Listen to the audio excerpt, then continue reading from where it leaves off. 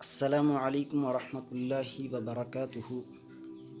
محترم دوستوں اور ساتھیوں، فیضان قاسمی آفیشیل میں آپ کا استقبال ہے۔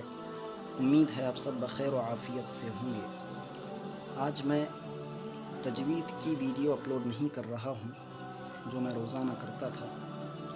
آج جمعہ کا دن ہے، اس لیے میں نے چاہا کہ آپ کو ایک ایمان افروز اور عشق رسول سے لبریز واقعہ آپ کی خدمت میں پیش کروں۔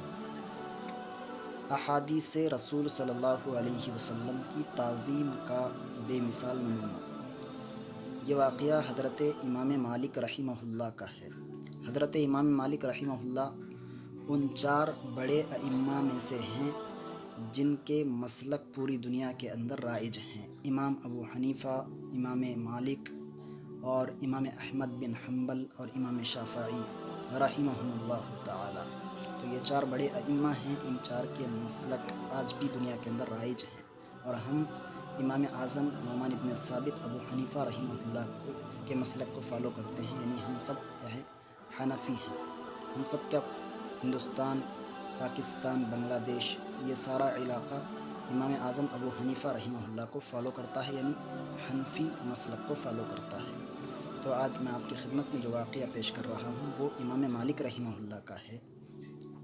امام مالک رحمہ اللہ ایک ایسے امام تھے، ایک ایسے عالم دین تھے، اور ایک ایسے اللہ کے برگزیدہ شخصیت تھے جو احادیث رسول صلی اللہ علیہ وسلم کا انتہائی ادب اور احترام کرتے تھے، انتہائی ادب اور احترام۔ تو اسی کے تعلق سے واقعہ ہے، آپ بغور سے سنیں۔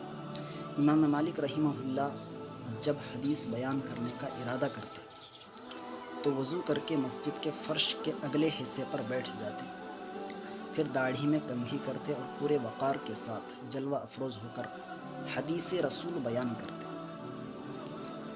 ان سے جب اس سلسلے میں دریافت کیا گیا، لوگوں نے ان سے پوچھا کہ آپ جب حدیث رسول بیان کرنے کا موقع آتا ہے تو تیار ہوتے ہیں، کنگھی کرتے ہیں اور پورا تیار ہو کر آپ آتے ہیں، تو یہ کیا ماجرا ہے؟ تو لوگوں نے پوچھا، تو انہوں نے جواب دیا، میں احادیث رسول صلی اللہ علیہ وسلم کی تعظیم کا بے حد خواہاں رہتا ہوں، یعنی میں جتنا مجھ سے ہو سکتا ہے، جتنی میری حیثیت ہے، اتنا میں احادیث رسول کی تعظیم کرتا ہوں، احادیث رسول کا ادب اور احترام کرتا ہوں۔ پھر انہوں نے آگے فرمایا، اور بغیر طہارت کے حدیث بیان نہیں کرنا چاہتا۔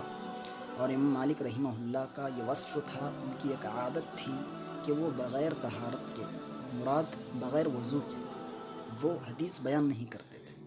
جبکہ بغیر وضو کے حدیث بیان کرنا کوئی ناجائز اور حرام نہیں ہے، لیکن ان کی تعظیم کا، ان کی ادب کا، احترام کا یہ عالم تھا کہ بغیر وضو کے بھی وہ حدیث بیان کرنا نہیں چاہتے تھے۔ تو اتنا ان کے اندر ادب تھا احادیث رسول کا۔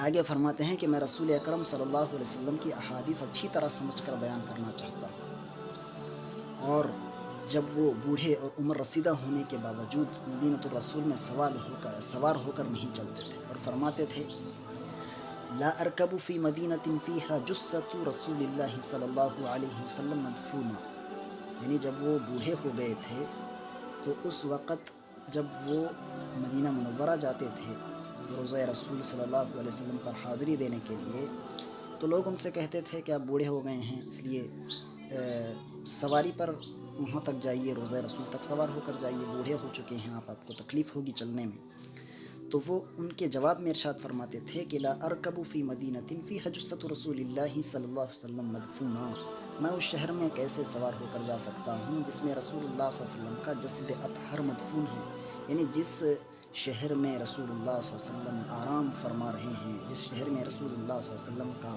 جسم اطہر موجود ہے، وہاں میں سواری پر ہو کر جاؤں تو یہ میرے لیے بے ادبی ہوگی۔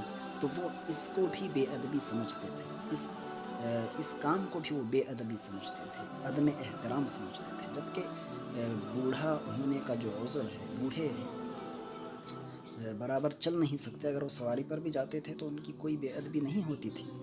اگر صحیح سلامت آدمی بھی وہاں سواری پر جائے تو کوئی ایسی غلطی اور گناہ نہیں ہے، لیکن ان کا ایک ادب تھا، ان کا ایک احترام تھا رسول اللہ صلی اللہ علیہ وسلم کے تعلق سے، وہ اتنا ادب اور اتنا احترام کرتے تھے کہ مدینہ منورہ میں سوار ہو کر بھی جانا پسند نہیں کرتے تھے۔ تو یہ ہمارے اسلاف کے رسول اللہ صلی اللہ علیہ وسلم کے ساتھ عشق کا عالم ہے۔ ہمارے اسلاف، ہمارے بزرگان دین، ائمہ کرام، صحابہ کرام، اولیاء کرام اس طرح رسول اللہ صلی اللہ علیہ وسلم سے عشق اور محبت کرتے تھے، اور اس طرح ان کے تعلیمات کی، ان کے احادیث کی تعظیم کرتے تھے۔ ہمیں اس سے نصیحت لینی چاہیے، اس سے سبق حاصل کرنا چاہیے، اور ہمیں بھی رسول اللہ صلی اللہ علیہ وسلم کی احادیث کی، ان کے تعلیمات کی اور ان کے لائے ہوئے دین کی اسی طرح تعظیم کرنی چاہیے، اور اسی طرح ادب اور احترام کرنا چاہیے۔ امید ہے کہ آپ کو یہ واقعہ سمجھ میں آ گیا ہوگا۔ تو آپ نے اگر ہمارے چینل کو سبسکرائب نہیں کیا ہے تو ضرور سبسکرائب کر لیں، ہماری ویڈیو کو لائک کریں اور شیئر